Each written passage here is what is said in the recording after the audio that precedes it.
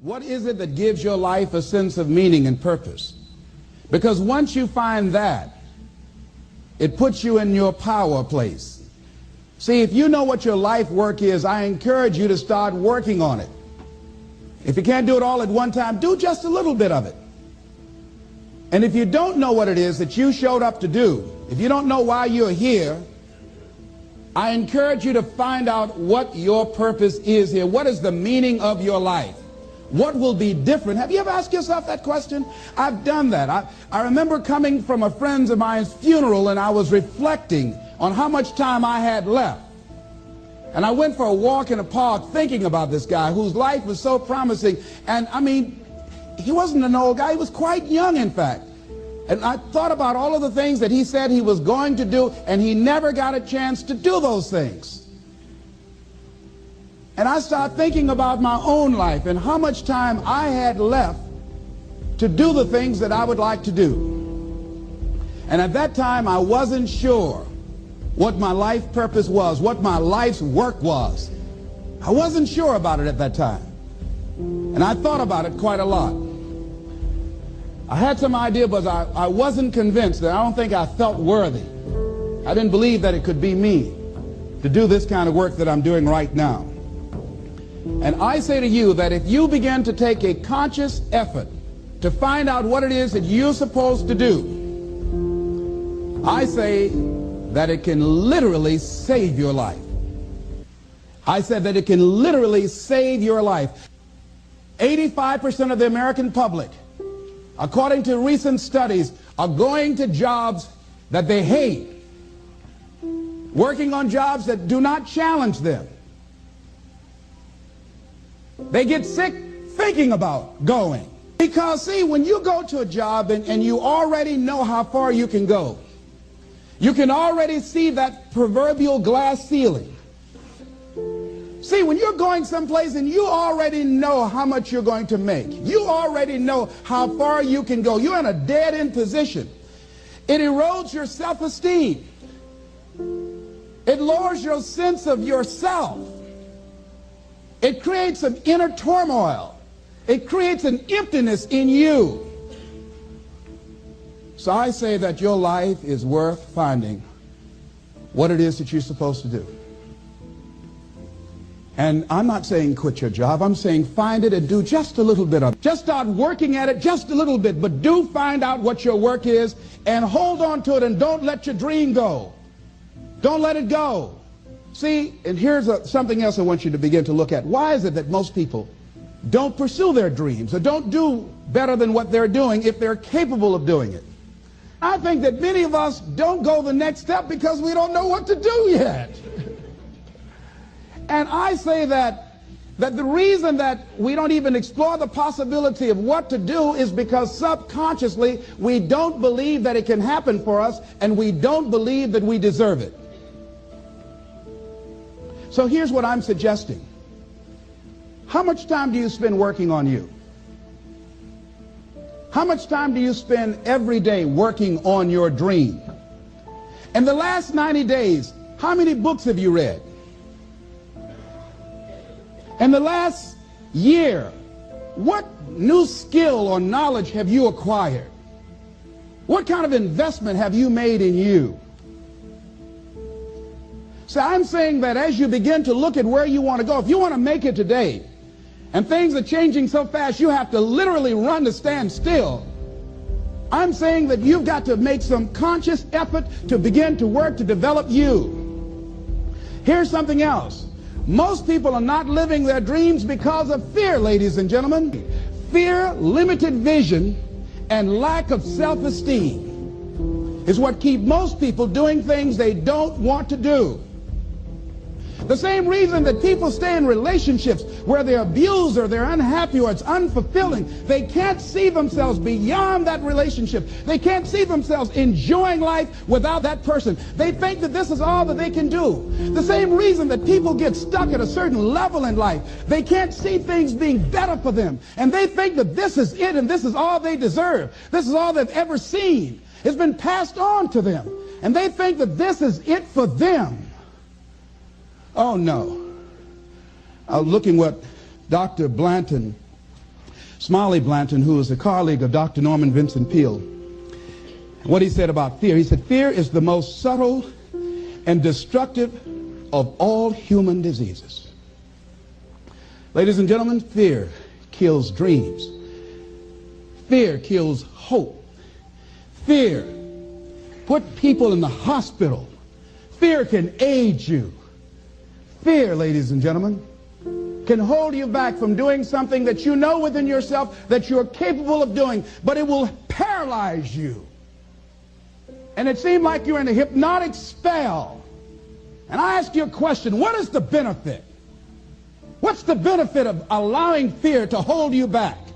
What's the benefit of giving up on yourself, of not stepping out on life and taking life on? What is the benefit for you? What's the plus in that? It's one of the things I had to ask myself.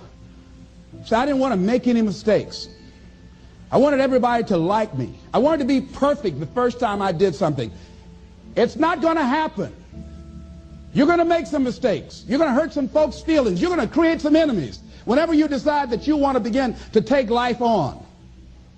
You've got to ask yourself, how long am I going to allow this to hold me back? I like what Zig Ziglar says. He said, fear is false evidence appearing real. That is an illusion that we create in our mind. It is a state of mind that can be changed. So let's look at how we can begin to take some steps to restructure that fear, to begin to expand our visions of ourselves, to begin to increase our self-esteem. Webster said that self-esteem means confidence and satisfaction in oneself. Look at your life right now. Whatever you've done up to this point in time, your life is working. Whatever you have produced, it came out of you as a result of the kind of person that you have become. It's a result of your choices. It's a result of your consciousness. Now you have to ask yourself, are you satisfied with what you have produced? Is this what you want? Would you like for things to be better than this? Do you believe that you deserve better than this? Or are you content? This is it. You don't have to do anything else. That you'll already resign yourself in life and say, well, I'm happy. I'm not starving like the people in Calcutta. Are you allowing yourself to get off the hook like that?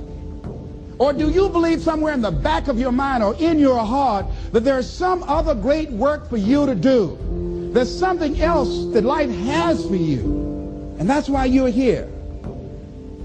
How do we handle this fear factor? How do we increase our self-esteem? You have to begin to fortify yourself. How do we do that? I believe that you have to begin to consciously monitor your inner conversation and start talking to yourself. Start building yourself up. Sometimes the only good things you will hear about you are the things that you say to you. So I'm saying learn to be your own booster. Start building yourself up. Start encouraging yourself. Start saying, I can do this. I can make this happen. When I started thinking about becoming a speaker, I said, yes, I can do this. I can make this happen. When I start trying to convince myself I can be a businessman after flopping and failing and losing thousands of dollars and feeling stupid and dumb and having people take advantage of me because of what I didn't know, I had to talk to myself because people were saying to me that I was dumb. And somewhere in the back of my mind, I was saying, you're right. Look at what I've done. I had to say, no, Les. Hey, come on, man. Get yourself together. You can handle this. You just haven't figured it out yet. It's all right. This is your training period. This is the tuition you have to pay for what you don't know. You can do this. Other people have done it. It doesn't take an Einstein. Get you some people that can teach you some stuff that you don't know. Get you some people that have done it successfully and learn from them. Take some seminars, workshops, read some books on how to manage a business. Change the way you see yourself and begin to tend to the personal details. Understand that nobody's going to take care of your business better than you. And when I start changing that kind of mindset of beating myself up because of my mistakes and start looking at the possibility of my doing better, of my making the adjustment that would enable me to do what I want to do successfully, things begin to change. And I say, stop beating up on yourself. You do it. I know you do it. I've done it. It's a natural inclination for us to put ourselves down. See, we are born negative, I think, in a negative consciousness because we live in a negative world. Here's some other things, ladies and gentlemen. Begin to guard your mind against negative programming, like turn off the television. Don't watch the news. So you've got to guard the kinds of things that you put in your mind. See, if you don't program your mind will be programmed, because human beings are goal-oriented. That's why we die of broken hearts early. That's why we're running through life to early graves. We're going through life, ladies and gentlemen, and I think that Henry David Thoreau said that most men live in quiet desperation. Most of us go through life running scared. So we created this in our minds, false evidence appearing real. We made it real in our minds. That's why Churchill said there's nothing to fear but fear itself. That's the destructive monster.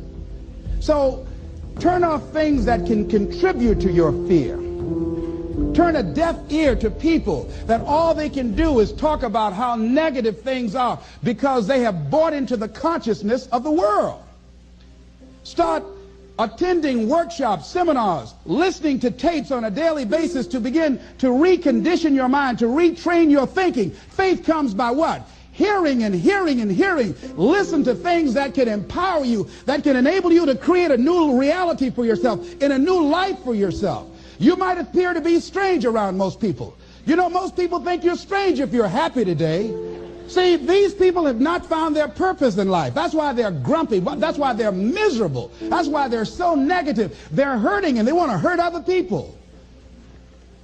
So start practicing using programs for your mind. Seminars, books, workshops. Keep a journal. Record your thoughts. What's happening with you? Every day when you get up, have a journal near you. See, ladies and gentlemen, we get 3 to 4 thoughts a year that if we would act on those thoughts, they could change our life. What idea are you sitting on? Write your ideas down. And then, once you get that idea, take the leap. Take the leap. See, it's out here in the universe. If you don't take the plunge, I guarantee you, somebody else will. Take the plunge. Go into action. And ladies and gentlemen, you will be surprised how things will come together. You'll be surprised. Now, you're going to have some difficult challenges. I can tell you that now. Be aware of that. Things are not going to work out exactly right. For a time they will, sometimes. And that's when life is just playing a game with you. Want you to feel good and relax. But ladies and gentlemen, go into action with your dream. And don't avoid where the fights are. Get in the midst of the fight.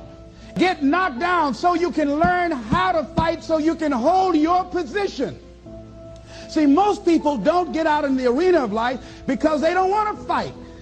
Most people don't get out there because they don't want to get knocked down. They don't want to be dropped to their knees. But see, you're going to be dropped whether you're on the field or whether or not you're sitting on the sidelines. You're going to be dropped. So at least get dropped for something. See, that's how most people are spectators in life. You don't want to be a spectator. You want to get out in the field where the action is. And you will be amazed. After the struggle, there will be a calm period and things will begin to click for you.